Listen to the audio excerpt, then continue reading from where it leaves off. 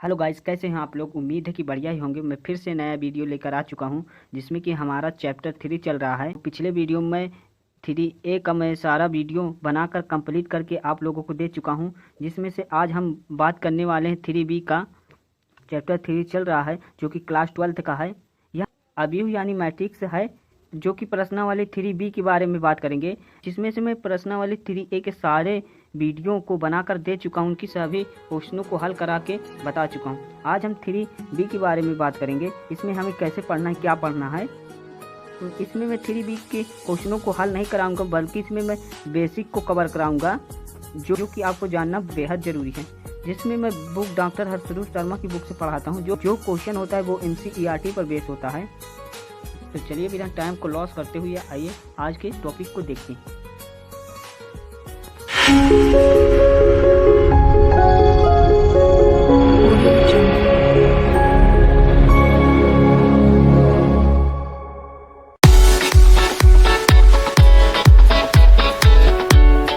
Guys, इसके exercise हल करने से पहले इसके कुछ टर्म्स और कंडीशन हैं, जो इसके नियमों को समझ लेते हैं। अब हम पहले ये जान लेते हैं कि अवयव को जोड़ा कैसे जाता है।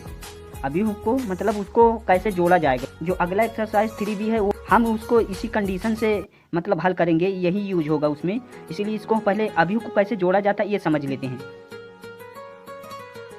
इसमें दिया है अवयवों का योग, मतलब इसको कैसे जोड़ेंगे। यदि दो अवयव A के बराबर Aij तथा B के बराबर Bij, मतलब कोई दो अवयव है, यानी A और B के बराबर कोई अवयव दिया है, क्रम m गुणे n के हो, तो उनके योग का अवयव जो होगा उनके संगत तत्वों का योग करने पर, यानी इसको जोड़ने पर प्राप्त होता है, जिसको हम A + B से प्रदर्शित करते हैं, तथा इसका क्रम भी m गुणे n होगा। चलिए इसको हम समझ लेते हैं। m मतलब जोड़ेंगे कैसे, तो ये प्राप्त कैसे होगा।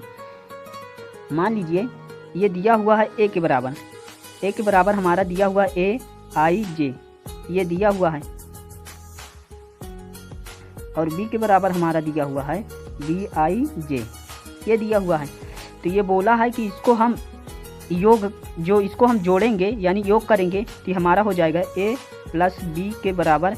इसको जो जोड़ेंगे तो ये भी हमारा जुड़ जाएगा, यानी Aij, सॉरी यहाँ m गुणे n के रूप में भी रहेगा, m गुणे n के रूप में रहेगा जो यहाँ दिया हुआ है। तो हम Aij m गुणे n, यहाँ प्लस A की जगह पे इसको लिख लिए और B की जगह पे हमें लिखना है, मगर इस प्लस लगा है तो इसको प्लस लगा देते हैं। B की जगह पे हमारा Bij दिया हुआ है, यानी m गुणे n ये दिया हुआ। तो अब इसको हम क्या करेंगे, इसको देखिए अगला ये हो जाएगा A + B के बराबर Aij प्लस Bij। इसको हम ऐसे क्यों लिख लिए, क्योंकि m गुणे n और m गुणे n ये समान दिख रहा है, तो इसको हम एक में लगा लेते हैं। हो गया। मतलब कहने का मतलब ये है कि am बराबर इसका जो ये है, इसको हम m गुणे, इसका जो मान है m गुणे n के रूप में होगा। आई होप आप इसे समझ चुके होंगे। चलिए इसको हम अब उदाहरण के तौर पर ये समझ लेते हैं, इसको अंकों में लेकर के। चलिए इसको हम अंकों में लेकर अब समझते हैं। मान लीजिए कोई क्वेश्चन दिया हुआ है, ये कोई क्वेश्चन दिया हुआ है A के बराबर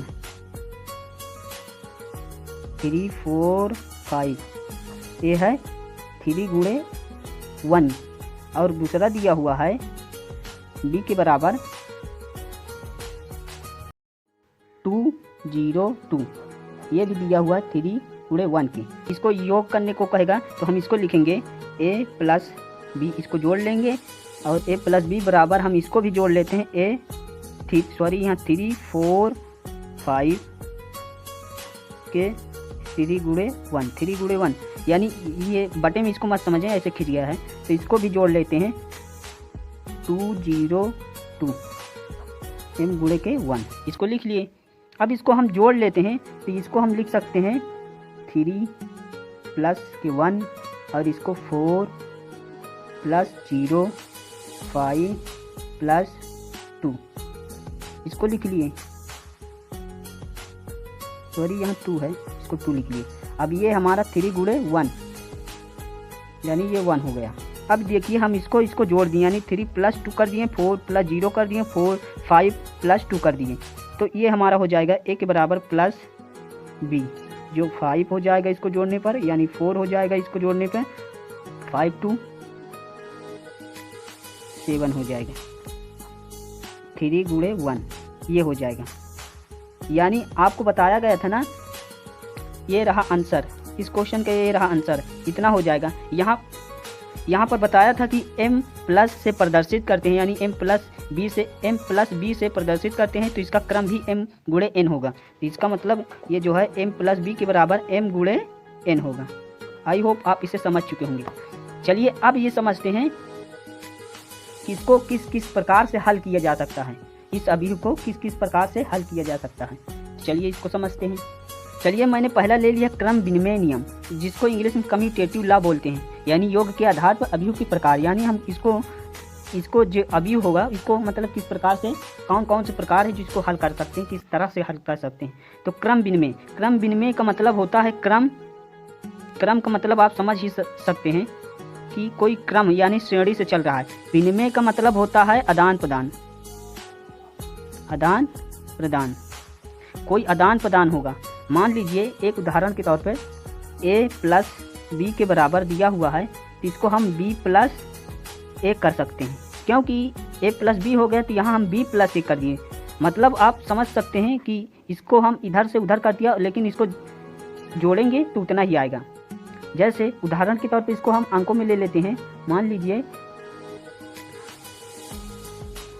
5 प्लस 4 के बराबर हम 4 प्लस 5 कर देते हैं, यानी 5 प्लस 4 के बराबर हम इसको 4 प्लस 5 कर दिए, यानी इसको हम पहले लिख लिए, इसको बाद में लिख लिए प्लस में, लेकिन इसको जब जोड़ेंगे, इसका जब योग करेंगे 9 = 9 ही आएगा, मतलब इसका बराबर ही आएगा।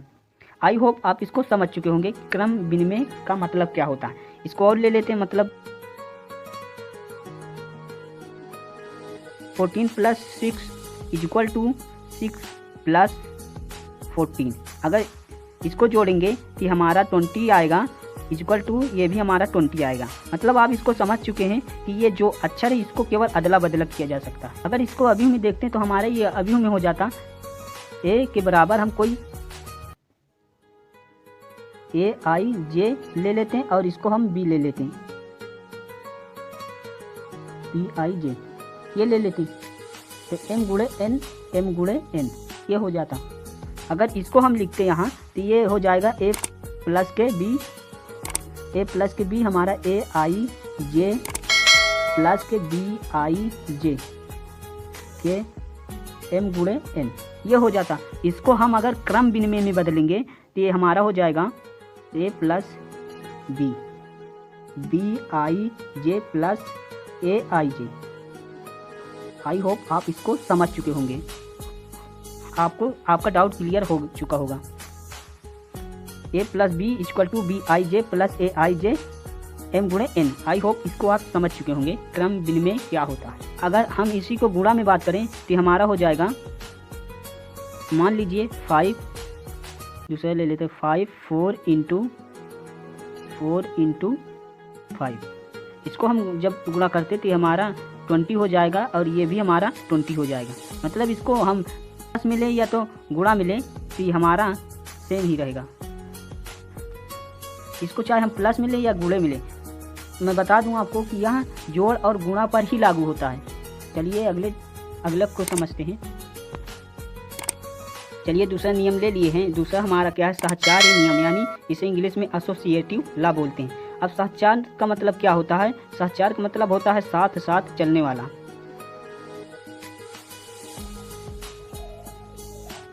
साथ साथ चलने वाला मतलब a plus b plus c, कोई तीन संख्या ले लेते हैं, ये हमारा हो जाएगा a plus b plus c, यानी a प्लस b यानी b प्लस c, ये हो जाएगा। यह एक फार्मूला के रूप में होता है, इसी के आधार पर इसको सिद्ध किया जाता है। चलिए इसको पहले हम समझ लेते हैं ठीक से। मान लीजिए a के बराबर हम कोई संख्या ले लेते हैं aij m गुणे n, और b के बराबर हम ले लेते हैं bij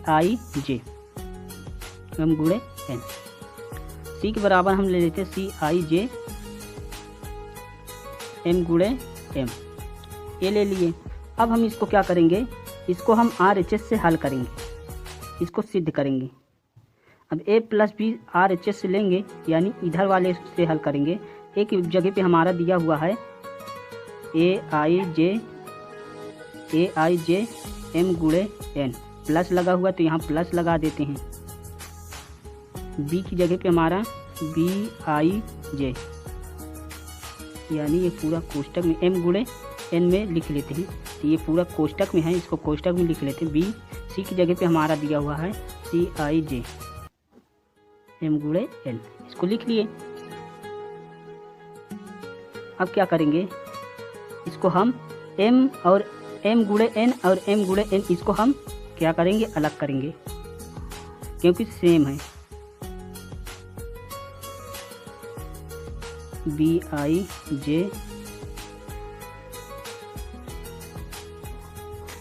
m गुणे n प्लस के cij m गुणे n, ये हो गया। अब इसको यहाँ देखिए, ये सेम है तो इसको हम लिख लेंगे aij प्लस के bij को एक कोष्टक में cij,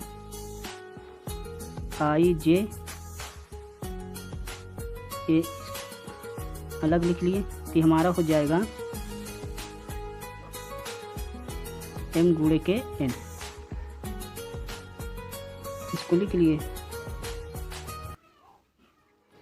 अब यहाँ देखिए, यहाँ aij, यहाँ देखिए इस पर ये एक जगह, मतलब ये इसको फॉलो कर रहा है, इस पर मिल रहा है, तो हम इसके जगह पे इसको रख लेंगे, मतलब इस पे हल करेंगे तो ये हमारा हो जाएगा। एक जगह पे हमारा aij प्लस b की जगह bij प्लस c की जगह cij, इसको हम लिख लिए क्योंकि इसके रूप में हम बना लिए। अब ये कोष्टक में bc को लेंगे m गुणे n, ये हो गया। तो अब हम इसको लिखेंगे, यहाँ लिखेंगे। अब इसको हम लिखेंगे कि aj और bij और cij जो है एक संख्या है।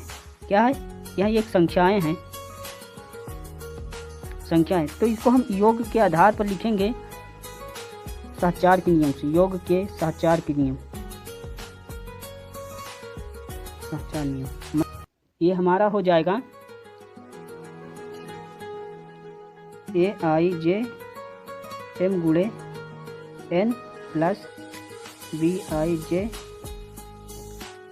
m cij गुणे के m गुणे n, ये हो जाएगा।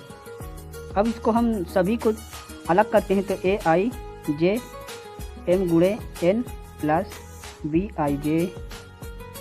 m गुणे n, इसमें भी लगाएंगे cij m गुणे। अगर इसको हम अलग करेंगे तो इसमें भी लग जाएगा, जैसे इसको हम लिख लिए bij प्लस इसमें भी m गुणे n लगाएंगे, इसमें भी हम लगाएंगे। अब यहाँ हम a बराबर जितना मान दिया हुआ है, a की जगह पे हमने लिखा था, तब ये a की जगह पे हमने a लिखा था प्लस, और b की जगह पे हमने b लिखा था, और प्लस c की जगह पे हमने c लिखा था। तब यहाँ कोष्टक में लिख लेंगे, यानी a प्लस b के बराबर plus c, a plus b plus c के बराबर a plus b plus c, यह सिद्ध हो गया। आई होप ये कुछ समझ में आया होगा। अगर थोड़ा सा भी समझ में आएगा कोई बात नहीं, मैं इसको एकदम आसान भाषा में समझा दे रहा हूँ। मैं इसको इसलिए बता दिया हूँ क्योंकि ये कहीं ना कहीं एग्जाम में भी पूछ लेता है, कॉम्पिटिटिव में भी इसको शॉर्टकट से हल करने को बोल देता है, इसीलिए मैं इसको बता दिया था। बाकी इसको मैं अब अपने भाषा में समझा दे रहा हूँ क्लास 12 के स्टूडेंट के लिए। मान लीजिए कोई संख्या है 5 + 4 + 6 के बराबर, ये हमारा है 5 + 4 + 6, ये हो जाएगा। तो इसको हम इसको ले लेंगे तो इसको हमारा ये हो जाएगा। तो अगर इसको हम जोड़ेंगे तो 9 + के 6 हो जाएगा ये, और इसको 5 + ये 10 हो जाएगा। मतलब इसको जोड़ेंगे तो 15 आएगा, और इसको भी जोड़ेंगे तो हमारा 15 आएगा। अब आप समझ चुके होंगे, हमने इसके जगह पे a रख लिया था, b रख लिया था, c रख लिया था, तो हमारा आया था a + b + c, ये हमारा आया था। इसीलिए मैं इसको संख्या से जब ले लिया तो आपको समझ में आ गया होगा। और कोई संख्या ले लेते हैं, 7 5 4 के बराबर 7 5 + 4, मतलब इसको इसके साथ ले लेते हैं, इसको इसके साथ। इसको जब जोड़ेंगे तो हमारा 12 + 4 आएगा, 7 + 9 आएगा। अगर इसको जोड़ेंगे कि हमारा 16 बराबर हो जाएगा 16 = 16, यानी ये रहा, यानी 16 इसके बराबर ही इसका आएगा। इसीलिए मैं इसको प्रूफ करके भी बता दिया। आई होप इसको भी आप समझ चुके होंगे। चलिए अगले टॉपिक को देखते हैं। चलिए तीसरा ले लिए। तीसरा है योज्य तत्समक यानी एडिटिव आइडेंटिटी। ये क्या है? योज्य मतलब हमारा होता है 0 यानी 0। अब हम इसको क्या करेंगे, a + 0 से अगर जोड़ेंगे, अगर a + 0 को जोड़ेंगे तो हमारा 0 + a ही आएगा। वैसे आप इसको उदाहरण के तौर पे समझ सकते हैं कि a के बराबर हम मान लेते हैं aij m × n + 0 m × n, ये हो जाएगा 0 के बराबर a। हम इसको ले रहे हैं उदाहरण के तौर पर, ये हो जाएगा। तो इसको हम ले सकते aij + 0 m × n, ये ले लिए। मतलब कहने का मतलब ये है कि a के बराबर हमारा ai × m × n ही आएगा। अगर a + 0 को जोड़ेंगे तो हमारा बराबर में 0 + a ही आएगा। ये आप समझ चुके होंगे। चौथा है हमारा योज्य व्युत्क्रम यानी एडिटिव इनवर्स। ये हमारा योज्य मतलब 0 होता है और ये व्युत्क्रम मतलब हमारा इसका उल्टा हो जाएगा। मतलब इसको हम a + के a बराबर माने तो हमारा 0 के बराबर हो। इसे हम लिख सकते हैं a - a को a का योज्य व्युत्क्रम है,